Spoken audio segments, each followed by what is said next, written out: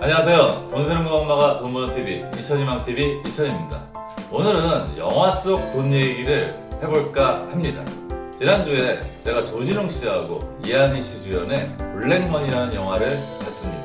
영화의 소재는 외국계 사모펀드인 론스타에게 매각당한 외환은행의 이야기입니다. 매각당한 후에 론스타는 다시 외환은행을 팔고 나가려고 몇 번의 시도를 합니다.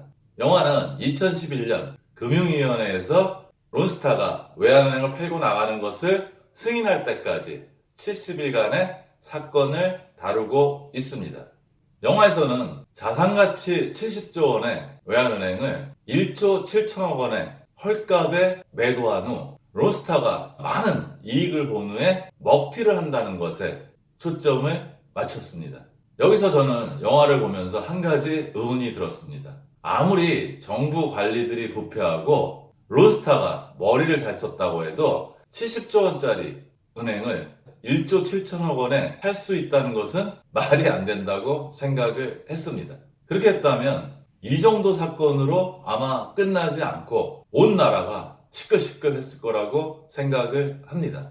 돌이켜 생각하면 1997년 외환위기 때 뉴스를 보면 매일 수많은 기업들이 구조조정을 해서 문을 닫고 은행불사, 대마불사라고 했는데 조은행이나 동아은행 같은 은행도 문을 닫았고요. 한보 같은 대기업도 문을 닫으면서 대마불사와 은행불사라는 이야기가 무너졌습니다.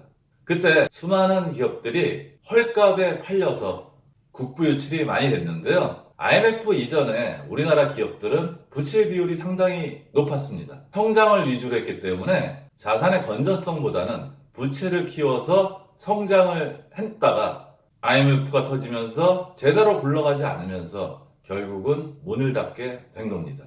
다시 한번 말씀드리면 영화에서는 70조 원이라고 얘기를 드렸는데요. 아마 이 부분은 잘못된 거라고 생각을 합니다. 즉 자산하고 순자산의 차이를 이해를 해야 되는데요. 일단 자산은 가계로 따지면 아파트라든지 금융자산이라든지 이런 걸 자산이라고 하고요. 부채는 주택담보대출이라든지 아니면 신용대출, 하다못해 신용카드 사용액까지도 부채라고 할 수 있습니다. 자산에서 부채를 뺀 게 순자산이라고 하는데요. 만약에 순자산 70조 원짜리 은행을 1조 7천억 원에 매각했다면 이건 정말로 엄청난 사건입니다. 하지만 그 당시는 수많은 기업들이 부실해졌기 때문에 은행에서는 자산은 70조 원이었겠지만 부실 자산도 상당히 많았을 거고요. 결국은 외국계 자본한테 팔려 나갔습니다.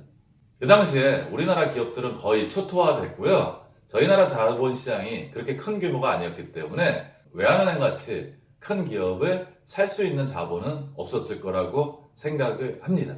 물론 지금은 그 정도 1조 7천억 정도 규모면 기업들도 인수합병을 하고 하니까 문제가 없었을 텐데요. 그 당시에 그런 힘이 없었기 때문에 국부유출이 된 것은 맞습니다. 영화를 보는 데서 끝내지 말고요. 가계자산에 대해서 제가 한번 대입을 해보겠습니다. 몇 년 전에 제가 상담을 했던 분이 아파트 세 채, 금융자산까지 포함해서 자산이 한 18억 원 정도였습니다. 하지만 자산에서 전세보증금하고 주택담보대출, 신용대출 등 그 부채를 빼고 나니까 순자산이 3억 5천만 원이었습니다. 그런데 이분은 더 큰 문제는 매월 벌어들인 수입보다 나가는 돈이 한 200만 원이 더 많았습니다. 대출에 대한 금융비용이 많이 발생을 한 겁니다. 그러니까 매달 허덕허덕하게 되고요. 결국은 이런 상태가 지속되면 자산을 헐값에 팔아야 될 수도 있습니다. 저는 상담이나 강의를 할 때 이런 얘기를 많이 합니다. 자산이 많으신 분들은 많다. 하지만 부채가 많으면 나가는 비용이 많기 때문에 그 자산의 건전성은 좋지 않을 수도 있다. 게다가 상황이 꼬이면 정말 안 좋은 상황으로 빠질 수도 있습니다. 이런 케이스는 현금 흐름이 안 좋아지다 보면 자기의 자산을 헐값에 매도할 수도 있습니다.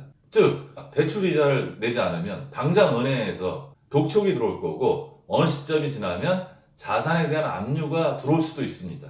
그러면 경매에 넘어갈 수도 있고요. 그 전에 내가 자산을 매도하는데 만일에 시점이 좋지 않으면 나는 내가 산 가격보다 훨씬 낮은 가격에 팔아야 될 수도 있습니다.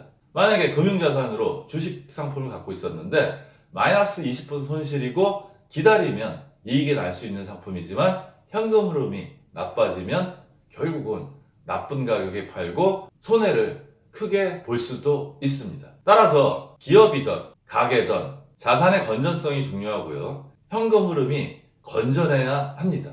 현금 흐름으로 볼 때 돈이 많이 남아도 좀 문제가 있고요. 돈이 많이 부족해도 문제가 있습니다. 돈이 많이 남으면 내 돈을 잘 못 굴리는 거고요. 돈이 많이 부족하면 언제든지 내 자산의 건전성이 무너질 수 있다는 이야기입니다. 자산의 크기보다는 순자산의 크기가 중요하고요. 순자산의 증가 속도가 중요합니다. 현금 흐름은 가계 자산의 건전성을 담보하게 되고요.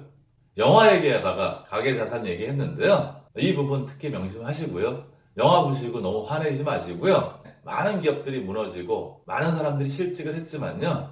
IMF를 거치면서 기업이 재무적으로 많이 튼튼해진 결과 글로벌 기업들이 우리나라에 여럿이 생기게 됐습니다. 블랙머니는 실제 사건을 소재로 다뤘지만 작가의 상상력이 많이 들어가 있는 영화입니다. 저는 항상 이런 영화들을 보면서요, 우리가 교훈을 얻을 건 얻지만 영화는 영화라는 거 절대 잊으시면 안 될 거라고 생각을 합니다. 오늘 방송 내용도 도움이 되셨으면 좋겠고요. 오늘도 행복한 돈 관리 되세요.